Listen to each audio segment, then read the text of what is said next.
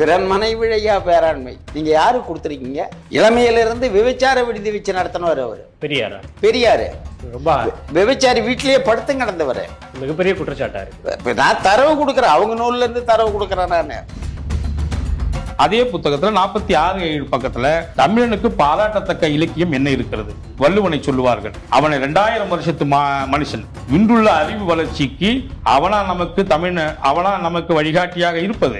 கம்பன் நம் இன துரோகி, கூலிக்கு மாரடித்து நம் இனத்தை காட்டி கொடுத்தவன், பார்ப்பனுக்கு பிரச்சாரம் செய்தவன். பொம்பளைகளிலே யார் பெரிய மனுஷி என்றால் அவையார், அவள் ஒரு முட்டாள் அழுக்கு முட்டை.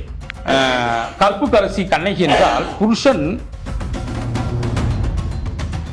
அவர் வாழ்ந்த காலத்தில் அவருக்கு எதிர்வினைகள் வந்திருக்கிறதா என்றால் வந்திருக்கிறது. அந்த எதிர்வினைகள் அப்படின்றது பார்த்தீங்கன்னாக்க இது நாகரீகமாக இருந்திருக்கிறதா என்றால் இருந்திருக்கிறது, அநாகரீகமாக இருந்திருக்கிறதா என்றால் இருந்திருக்கிறது. இந்த அநாகரீகமான விமர்சனங்களை வைத்தவர்கள் யாருன்னு பார்த்தீங்கன்னா அதெல்லாம் இந்த திமுக நபர்கள். இந்த விபச்சார விடுதி நடத்துறதுங்கிறது சும்மா லோ லெவல்ல இல்ல, ஹை லெவல்ல.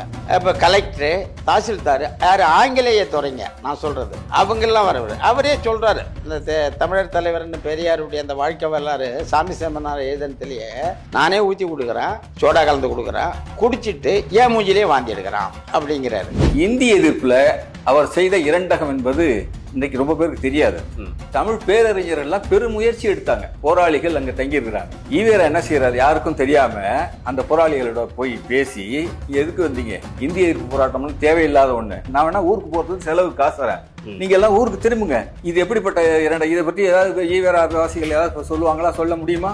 இது நேரிலே அனுபவித்தவர் ஈழத்து அடிகள் என்று சொல்ல முடியாது. அவர் ரொம்ப தெளிவாக இந்த நூல் எழுதியிருக்காரு. இப்போ நீங்க காலத்திற்கு ஏற்றார் போல அவர் பேசியிருக்கிறாரா என்றால் பேசியிருக்கிறார். உதாரணத்துக்கு 1918 அவர் பேசும் பொழுது பிராமணர்களை ஏற்க வேண்டும் என்று சொல்கிறார். 18 பிராமணர்களை ஏற்க வேண்டும் என்று சொன்னவர் 27 பிராமணர்கள் ஒழிக்கப்பட வேண்டும் என்று சொல்ல ஆரம்பிக்கிறார் என்றால் இந்த இடைப்பட்ட காலத்தில் என்ன நடந்தது? தமிழர்கள் அதாவது சூத்திரர்கள் தான் தாழ்ந்தவர், பஞ்சம தாழ்ந்தவர் அல்லன்னு சொல்ல வர என்பது தெரிய வரும். அப்படி சொல்லிட்டு சூத்திரர் என்பதற்காக ஆதாரப்படி தாசி மகன் என்பது பொருள். சூத்திரன் தாசி மகன் சொன்னதால நம்ம பஞ்சம மாறி ஓடி போயிடலாம்னு சொல்றாரு. தமிழர்களா மாறிடலாம். தவிர்க்க முடியாத ஆற்றல் பெரியார் ஈவேரா அப்படின்னு சொல்றது ஒரு வகையில் நான் உடன்படுறேன். எப்படின்னா, தமிழனுடைய ஒவ்வொரு வரலாற்று காலகட்டங்கள்லையும் அதற்கு எதிர்வினையாற்றி நமக்கு எதிராக நின்றவர்கள்ல பட்டியலில் பார்த்தா அவர் தான் முதன்மையா நிற்கிறார். எந்த சூழலாக இருந்தாலும் சரி. இந்த சமூகங்கள்ல நிறைய நமக்கு அரசியல் ரீதியாக பின்னடைவு வரும்ன்றதுக்காக காமராஜர் சாதுரியமாக சட்ட திருத்தத்தில் இந்த சாதி, இந்த இடஒதுக்கீடு அப்படின்றதுக்கு அவர் முன்னெடுக்கிறார். இந்த அரசியல்ல ஈவேரா எங்கிருந்து வந்தார்?